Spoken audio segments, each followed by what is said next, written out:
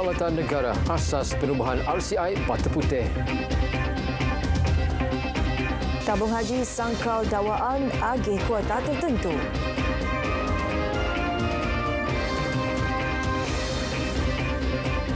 Assalamualaikum dan salam Malaysia Madani.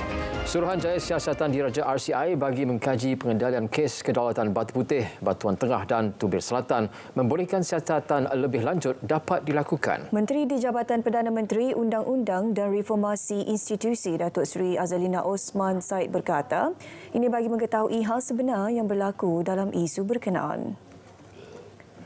Beliau menyatakan penubuhan RCI itu juga akan membantu kerajaan dalam proses dan prosedur berkaitan kedaulatan negara serta menentukan agensi yang bertanggungjawab dalam perkara melibatkan kedaulatan negara. Kedaulatan tidak boleh decided by just one person saja. Isu kedaulatan, there cannot be a mistake on kedaulatan. What happened in Sulu is something that kita kena belajar. We cannot have a mistake on sovereignty.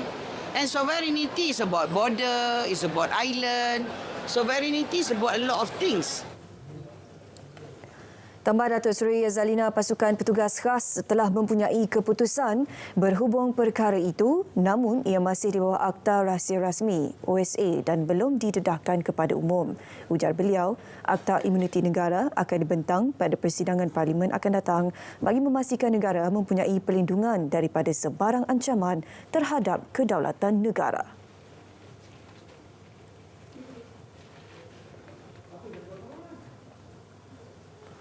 Peranan dan kebijaksanaan kerajaan amat diperlukan dalam isu kedaulatan Batu Putih, Batuan Tengah dan Tubir Selatan.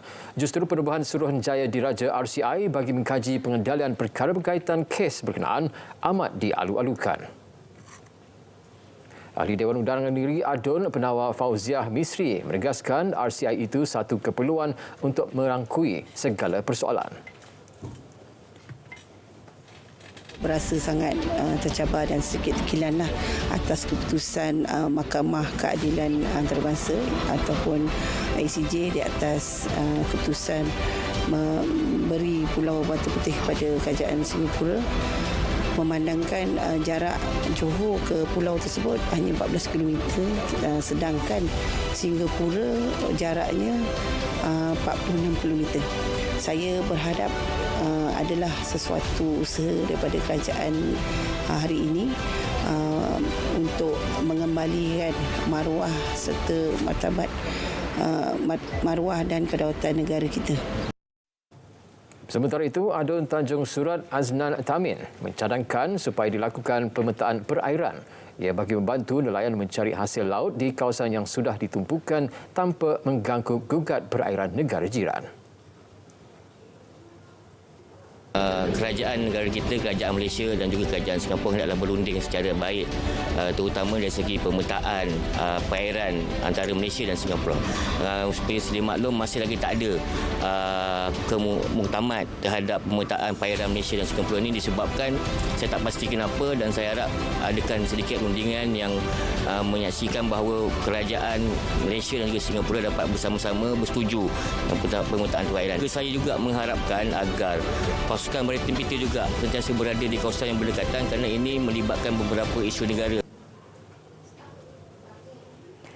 Sementara itu, nelayan di Pengerang meluahkan kesukaran mereka menangkap ikan di perairan berhampiran Pulau Batu Putih. Honda pun masa kita jaring beranyut dia sampai lajak ke Tompok Utara, Tiu, orang panggil Tiu lah. Itu kawasan kita tu. Dia lajak ambil sana. Dia memang selalu, dia tak kira, dia tak tahu orang tengah angkat jaring ke, orang tengah rentan jaring ataupun orang tengah buang rawai apa semua.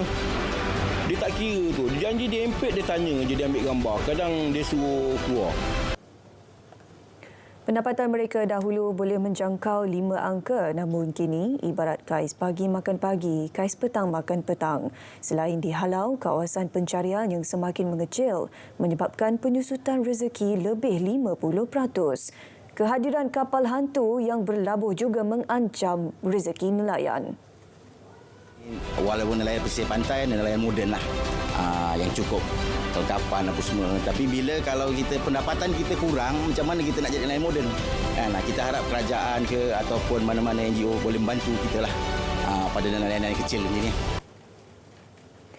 Rintihan mereka juga telah disuarakan kepada wakil rakyat. Banyak isu dibincang dan mengharapkan keputusan positif demi periuk nasi nelayan.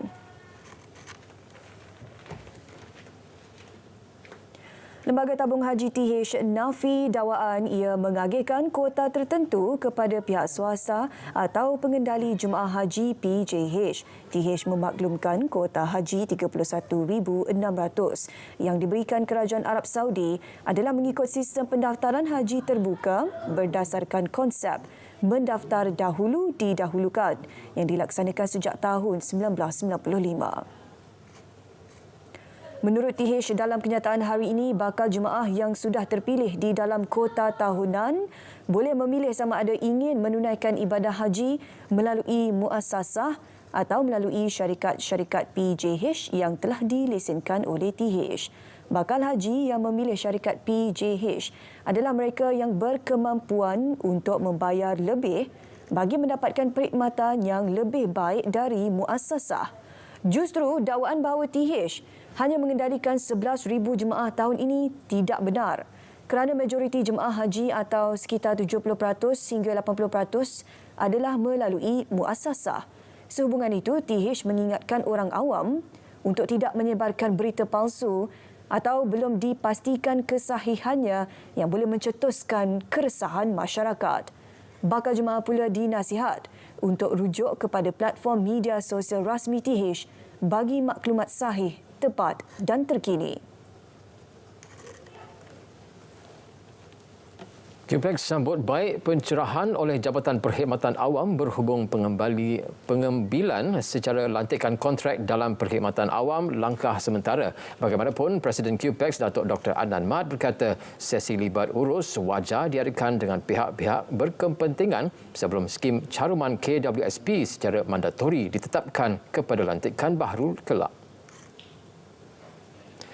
Pandangan QPEX juga jelas sesuatu perkara yang akan dilaksana perlu dilandaskan prinsip tidak mengurangkan faedah semasa yang dinikmati penjawat awam ketika ini. Selain memastikan gaji diterima penjawat awam dapat memberi kesejahteraan hidup sekaligus mampu memberi simpanan untuk hari persaraan kelak. Datuk Dr. Adnan berpandangan kerajaan tidak wajar memasukkan skim pencen penjawat awam yang secara puratanya berkhidmat untuk negara melebihi 30 tahun sebelum layak menerima faedah saraan. Keutamaan kepada kerajaan ketika ini adalah mengkaji kes-kes yang berkhidmat waktu singkat tetapi menikmati faedah saraan yang agak selesa. QPEX menyarankan kerajaan mengkaji semula pemberian pencen kepada ahli politik yang berkhidmat pada tempoh lebih singkat berbanding penjawat awam. Bukan sahaja kaedah berkesan kenal pasti rakyat yang benar-benar memerlukan dengan bantuan bersesuaian. Pengenalan sistem pengkalan data utama padu juga pendekatan yang baik untuk analisis keperluan golongan M40 dan T20 yang turut berdepan cabaran peningkatan kos sara hidup di bandar.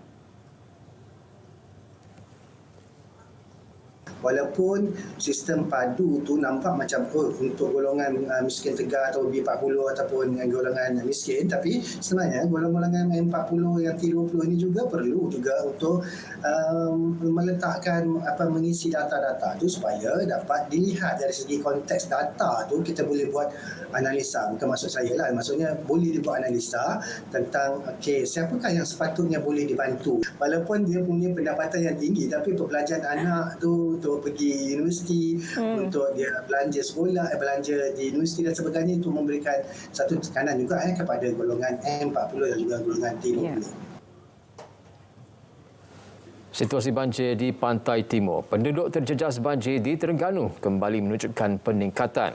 Setakat pukul 6 petang, 1,197 penduduk daripada 353 keluarga ditempatkan di 18 pusat pemindahan sementara PPS. Menurut Sekretariat Jawatan Kuasa Pengurusan Bencana Negeri, secara keseluruhannya ketika ini 4 daerah terjejas iaitu Besut, Dungun, Setiuk dan Hulu Terengganu.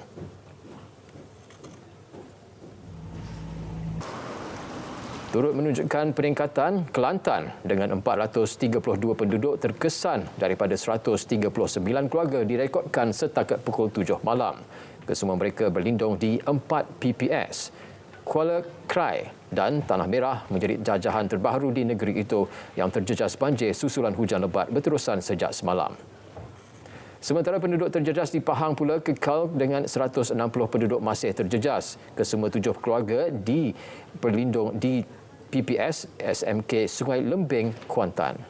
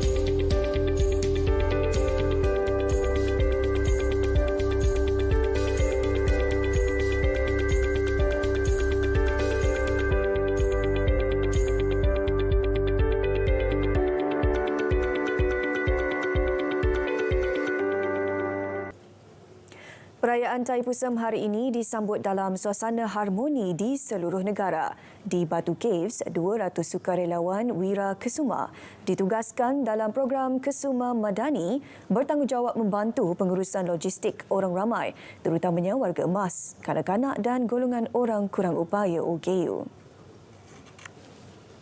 Hari ini datang untuk bantu logistik, bantu pengunjung-pengunjung yang hadir, memberikan bantuan dan kerjasama kepada pihak penganjur. Dan selain itu, kita juga ada kemah program Kesuma Madani di mana para pengunjung boleh berehat. Saya nampak ada pekerja-pekerja kita, PDRM, rela, pekerja-pekerja pembersihan. Kami bagi satu ruang untuk mereka rehat. Kumpulan sukarelawan itu terdiri daripada pelajar Institut Latihan Perindustrian daripada Institut Keselamatan dan Kesihatan Pekerjaan Negara di bawah Kementerian Sumber Manusia.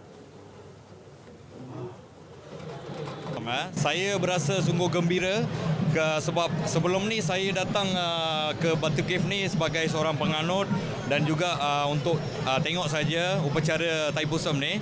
Tapi pada tahun ini kami berkesempatan untuk menjadi sukarelawan Kesuma untuk mengulurkan bantuan kepada yang dia perlukan. Program ini akan diteruskan kepada perayaan lain lah.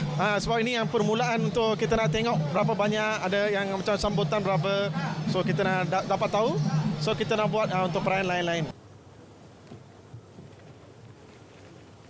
Kemeriahan sambutan perayaan Thaipusam di Batu Caves di luar jangkaan. Rata-rata yang hadir termasuk pelancong tidak melepaskan peluang mendaki 272 anak tangga menuju ke kuil di dalam gua tersebut. Muhammad Raswin Setia ada butirannya.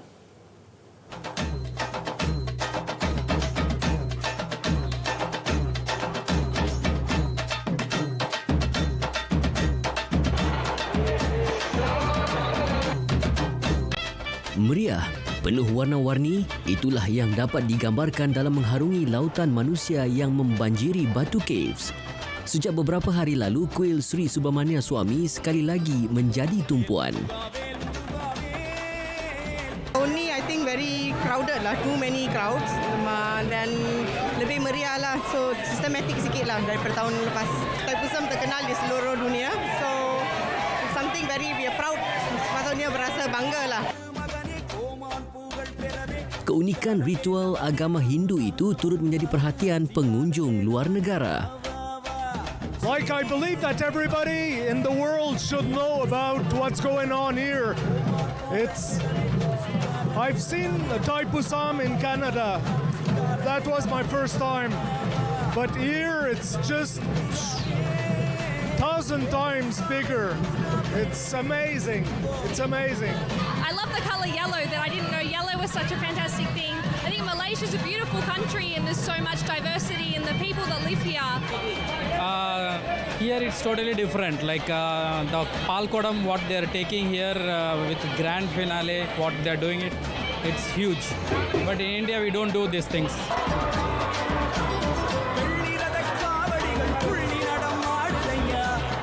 Inilah Malaysia, negaraku tercinta.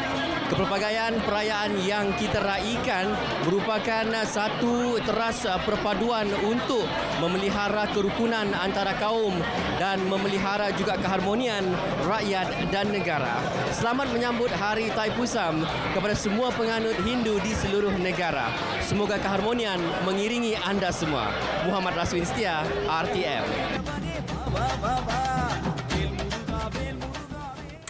Kementerian Pembangunan Wanita, Keluarga dan Masyarakat bersedia menawarkan khidmat kaunseling dan bantuan kewangan kepada dua anak Allahyarham, Mila Sharmila Samsusa atau Bella. Pegawai Pelindung Jabatan Kebajikan Masyarakat JKM juga akan mengadakan pertemuan dengan keluarga Allahyarham bagi mengetahui perancangan lanjut terhadap kanak-kanak berkenaan. Yusuf Abdul Fattah 4 tahun dan Mariam Isabel 2 tahun kini dalam jagaan keluarga Allahyarham Bella. Secara perlindungan kita boleh beri, tetapi untuk kita bertindak kita perlu mendapatkan laporan daripada pihak polis, kerana kita juga perlu perintah mahkamah sama ada menyerahkan kepada kita ataupun menyerah kepada keluarganya. Jadi ada peraturan-peraturan tertentu yang memerlukan orang kata OYLS, orang yang layak dan sesuai. Kita tidak dapat mengambil begitu saja kerana perlu ada konsen daripada pihak-pihak tertentu, terutama sekali kalau ada keluarga yang terdekat yang lebih layak untuk menjaga mereka. Jenazah Bella selamat dikebumikan di Tanah Perkuburan Islam Padang Jaya, Jalan Tanjung Labuh, Batu Pahat semalam. Orang ramai berusia 18 tahun ke atas disaran melakukan saringan kesihatan melalui inisiatif Saringan Kesihatan Kebangsaan atau NHSI. Pakar Perubatan Kesihatan Awam, Sektor Pencegahan dan Kawalan Penyakit Tidak Berjangkit Kementerian Kesihatan, Dr. Aizuniza Abdullah berkata, NHSI boleh membantu orang ramai mengenal pasti lebih awal sebarang isu kesihatan tersembunyi yang boleh memudaratkan badan. Saringan kesihatan adalah cara paling efektif mengesan sebarang penyakit atau masalah perubatan. Pengesanan awal beri peluang terbaik kepada individu mengawal kesihatan mereka dengan mendapatkan rawatan sewajarnya pada waktu yang tepat. NHSI adalah National Health Screening Initiative ataupun dikenali sebagai Inisiatif Saringan Kesihatan Kebangsaan, di mana ia bertujuan untuk memastikan rakyat Malaysia membudayakan amalan gaya hidup sihat serta memastikan mereka berada pada tahap yang optimal. Beliau berkata sikap kesedaran mengenai kesihatan diri penting dalam membuatkan seseorang individu semakin berwaspada dalam menjaga kesihatan diri. Berdasarkan kajian tinjauan kesihatan dan mobiliti kebangsaan mendapati bahawa terdapat peningkatan prevalence penyakit kronik di dalam kalangan rakyat Malaysia. Didapat contohnya adalah penyakit hypertension di mana prevalence pada tahun 2019 menunjukkan 30%, manakala untuk diabetes prevalence diabetes di Malaysia sebanyak 18.3%. Dan juga ada juga di antara mereka yang masih tidak tahu tahap kesihatan mereka. Saringan kesihatan bukanlah ujian diagnostik, sebaliknya untuk mengesan kewujudan atau ketidakwujudan penyakit. Jenis ujian saringan kesihatan yang akan dijalankan kepada individu adalah seperti pengambilan gula dalam darah, pengambilan tahap kolesterol, serta juga pengambilan berat badan dan juga mengambil sejarah atau faktor risiko yang berkaitan dengan individu tersebut. Perkhidmatan itu boleh didapati di semua klinik kesihatan dan fasiliti kesihatan secara percuma atau mereka yang layak menerima skim peduli kesihatan untuk kumpulan B40 peka B40. Mencegah itu lebih baik daripada merawat. Jom kita saring.